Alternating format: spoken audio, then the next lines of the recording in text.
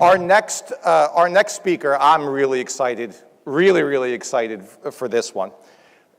Just a couple of really fun facts. I had no idea either one of these. Number one, she's a twin. Number two, when she was growing up, she wanted to be a flight attendant. Every one of us should thank our lucky stars that she didn't go with the flight attendant thing, because she spent over 30 years in retail automotive and spending so much of that time focused on the image of the dealer and on franchise protection. All of us, really, we should be thanking our lucky stars every single day for the fantastic Tammy Darvish. That was good.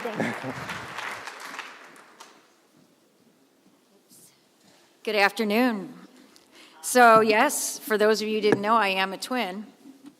Now my twin is not as quiet and reserved as I am, but it was a lot of fun growing up with a twin sister. And I did always want to be a flight attendant because when I grew up in Chicago, and we didn't have a lot of money. Yes, Chicago. We would sit on the patio, and we lived very close to O'Hare Airport, and I'd watch these planes come and go. And I just always wanted to be going to wherever they were going, and it was just so sexy and so fantastic to be able to do that. But my mother told me at 5'3", and I would never make it. And only women that were very tall and could speak 7 languages, which is exactly how it was back in our day, for you to qualify for flight attendant. So it's funny how things work out. I am really happy to be here today. I look at this as kind of like a reunion. I've been working with Jody since they kicked this off, and this is really something special. There's just not enough of this going on in our industry for women around the country. And I say our industry because it's really the commonality that probably was the first thing that brought us all together. And it's really important that we understand we're a part of this big industry, and it's really something big. Yeah, we might be an engineer or a dealer. We might be do marketing, we might be a finance company, but at the end of the day, it's this industry that drives our great nation. And it's really refreshing, isn't it, to take a couple of days just to really focus on ourselves and to focus on how we can help each other be better and really focus on the positivity. And at a time that things have gotten so out of control with so much negativity, I'm so happy to be a part of this. You know, things have been so negative, and if you think about any newspaper you pick up, anytime you turn on the news, that for the last 8 months, I've actually boycotted social media. You know, what happened to all the fun and cute and funny pictures of your dogs and your kids and the meal you just ordered at the restaurant? It's just gotten so bad that I personally removed myself because I was so afraid I was going to say something that I couldn't take back. What we really need is a social revolution, and it's one that each of us can start here today. By when we leave here, continually posting just random things that are feel good and make people want to smile and make people think about the good things in life. There's probably over 300 of us here today. And if we start imposing our ethics and our morals and our expertises and our intellect, imagine the change that we could all make together. You know, where else can you go to connect with hundreds of professional women who are inspired by our industry and work hard to inspire each other? This is an opportunity we need to seize and get caught up in with each other. And I'd like to challenge each of you throughout the rest of today and tomorrow, don't let this just be another conference. Let it be the beginning, because there's so many new people here. I saw when they asked, how many people is this the first time here? It's shocking how many are first time. Don't let this be the beginning and the end. Make sure it's just step one of your continued execution and engagement. You know, it's going to take time and it takes effort, but most importantly, it takes a little bit of heart and soul. There's a reason why we're all here today, and it's because we probably all want to be something or part of something much bigger than ourselves. And that's what purpose-driven leadership's all about. It's not just about being responsible or being resourceful. It's about how we align our actions with our values and our core principles. And you know, it's going to stir up emotions. Purpose-driven leadership is demonstrated by those who ask the why before they ask the what. You know, there was a guy walking down the street They say, and there was 3 men sitting on the side, and they had these rocks, and they were pounding these rocks and crushing them. They asked the first guy, "What are you doing?" And he says, "I'm crushing rocks." "Well, why? Why are you doing that?" "Because my manager said if I don't do this for 8 hours a day, I'm not going to get paid." They asked the second one, "Why are you doing it?" And he said, "Well, because we need more crushed cement." They asked the third one, "Why are you crushing these rocks?" He said, "Because I'm building a chapel." That's what purpose-driven leadership's all about. You know, without a purpose, 2 of these employees, they're really just putting in the time. Their minds might be engaged, but they're not going to have a successful outcome long term. You know, a team without a purpose is a team without passion. And if we want to only achieve short-term results, we can continue to worry about putting in the hours and clocking it. So it's really important. You know, I think about mail carriers. And we all have mail carriers that come to our house. There's really 2 kinds, right? One that we never see, we never know, we don't even know their name. And then there's another kind that we know their name. They bring biscuits for our dogs. Mine does. My dog doesn't even bite him until after he gets his biscuit. And they know when it's raining, maybe they'll bring the mail to the front. They know when someone's sick in your house. We know when they're missing. Even in that role, they have an opportunity to demonstrate purpose-driven leadership. And when life happens, we need to stay close to each other. And we're not really good at that. We need to genuinely connect so we can all have our own little personal armies of support. Think about how great it would be if, when we face life's greatest challenges, if we had genuine, loyal women by our side. Unfortunately, women are often a bit of a challenge with each other. There's a reason why Mean Girls was a blockbuster hit, all right? Can you imagine how worse it would be today if Mean Girls just came out with all the access to be able to hide behind a keyboard and fire off even more harsh words and meanness?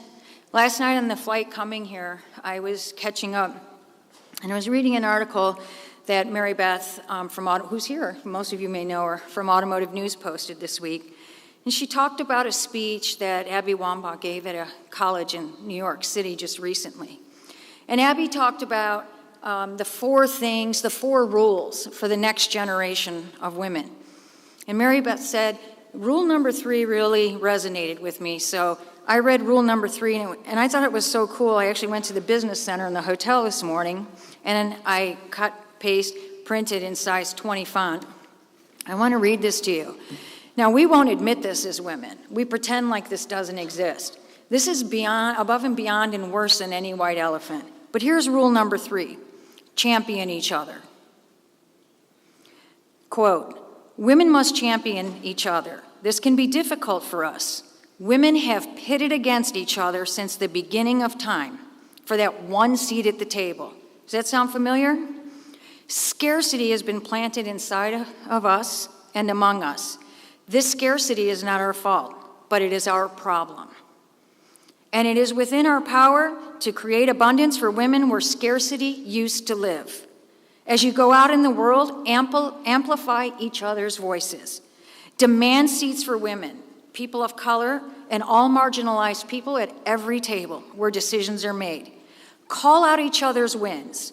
And just like we do on the field, claim the successes of one woman as a collective success for all women. Thank you, Mary Beth.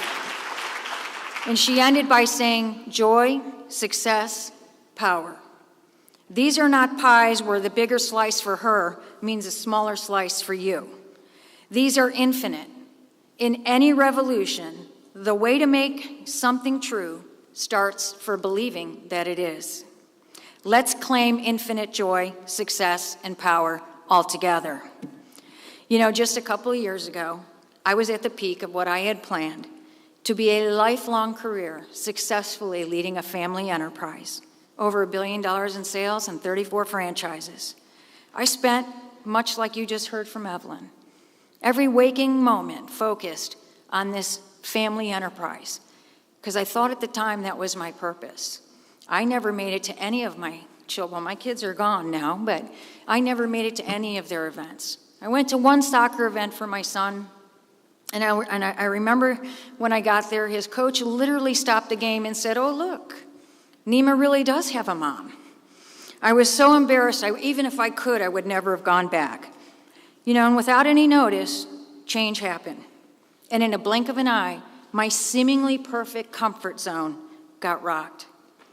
It turned out that our succession plan really was that only sons can run an organization. Isn't that the way it's supposed to be? So I had no idea what I was going to do. That was my life's purpose. Again, so I thought. I was really scared, but there's a real sense of power that comes out of fear. And after the initial period of the waves of emotions, I realized that it wasn't really my family business that was my life's purpose. I am a purpose-driven leader, aligning my core principles and values with how we could help people, women especially. And for those of you who've worked with me in the industry, you know I mean that, because my actions demonstrated that for decades, were more important to me than anything. There's no other industry in the world that you can work in to drive purpose like we do. And you can't have a purpose-driven organization without a purpose-driven leader. Money doesn't do that. Hanging a mission statement on the wall is not a substitute for a purpose-driven leader. And while it was one of the most scariest times of my life, when I kicked out the emotion and kicked in the logic, I started to remember the most important things. First and foremost, we live in the greatest country this world has ever known. What makes our country so great is our divinely inspired Constitution and our unconditional love for liberty. Look at Evelyn. I met a couple of Evelyns today. They are dreamers, and in no other country could you do what these women have done. My family comes from the Middle East. I'm lucky to be able to sit in the same room at a dinner table, let alone have a seat at a particular table. We don't live in a country that holds you back for what you don't have. It's a country that asks you, what do you want? And then it gives you paths to get there. Again, there's many women here today that are really great examples of that. So when we think of purpose-driven leadership, I'd say that every single one of us here today is part of an industry that is a purpose-driven industry. Did you know that 50% of all the companies on Dow Jones Industrial rely on automotive for their revenues? Did you know that our industry contributes somewhere between 3 to 5% of our total GDP each year? And automotive supports 7.25 million jobs in America. And our industry accounts for nearly 4% of all private sector employment. So for those of us that are inclined to lead purpose-driven organizations through purpose-driven leadership, there are hundreds of opportunities for us to do that. During my transition, I had to do some real deep and soul searching to get a handle on this change and what's my future going to be. And I thought of a lot of things, but the one thing I knew that was a table stake was that however I transitioned, it would have to be somewhere that I could demonstrate a purpose-driven spirit. When I joined the team at Capital Automotive, I knew that I was partnering with a purpose-driven organization. It was so different than retail. But do you know the biggest reason why we don't have more women dealers? Why we don't have more women business owners? One of the biggest reasons is access to capital. And I have the luxury now of working for the only organization in the country focused on helping more women succeed in the auto industry with tons of private equity money that we can back these women. We can back any dealer. We can help with the facilities. We can help with the land, the building, the buyouts. I can't tell you, I sat on the board of directors for NADA for over 8 years. I can't tell you the number of women who came to us that lost so much because they got bullied. They didn't have the capital to buy that partner out. They didn't have the opportunity, and I'm sorry to say, they didn't even have the support of the manufacturers who had the power to approve them, but didn't have the confidence that they would be able to continue with the capital. So I'm really happy and excited. I travel all over the country now. I get to meet really cool people and really be a part of helping them do better. You know, when I thought about that role, when they had contacted me, I didn't even know what it was. And I was afraid to apply. And then I started to remember a woman I introduced at a conference. There's a book called The Confidence Code. It was written by Katty Kay. She's a newscaster. In fact, she just released one for teenage girls. So I know you have a 13-year-old daughter. Buy it for your teenage girl. And she talks a lot about in this book, in The Confidence Code, but I thought it would be respectful. I better read it. I have to introduce her. And she said, the difference between a man and a woman when they apply for a position is a man will look at all of the things that you need, and if he can do 30, 40% of it, he's going to apply and figure he can wing the rest of it. Well, a woman will probably sit there and go through everything, and if a woman can't do about 99.99% of the things listed on there, they won't even apply. That's what we need to do. We need to be applying for positions. You know, we need to get together. We need to commit ourselves to purposes that benefit each other. You know, citizen activism is a powerful force. Why isn't our activism as a force of women just as powerful? Well, I have a dear friend in Jody DeVere. I'd say that I lost friends, but they probably weren't my friends. She was one of the few that in my time of my chips being down, she was there. She reached out.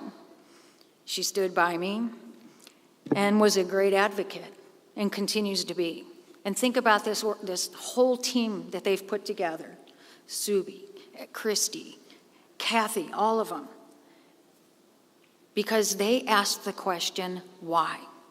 Why isn't it right? That's why we're here, and that's why we need to keep supporting. You know, in closing, I'm going to leave you with two thoughts. When we do great things, we feel great. And when we have great successes, we feel even greater. But always remember in life, there's a very fine line. And that fine line on one side are people who can help. And on the other side of that fine line are those that need help. And you never know what side of that line you're going to be on. If you're on that side that can help, you need to reach out. You need to lift women up. Go Google that speech or read your blogs from Mary Beth and read that entire speech from that university. We are our own worst enemies. And lastly, I would say this. We need more women role models everywhere. I know each of you will continue to pursue that. We need more advocates, as Kim says, not mentors, advocates. We need to offer women more places of joy and comfort, and together we can lift each other up. You know, every individual voice in this room can change the world, but together we can really rock it. Thank you very much for your time. Sorry, thank you.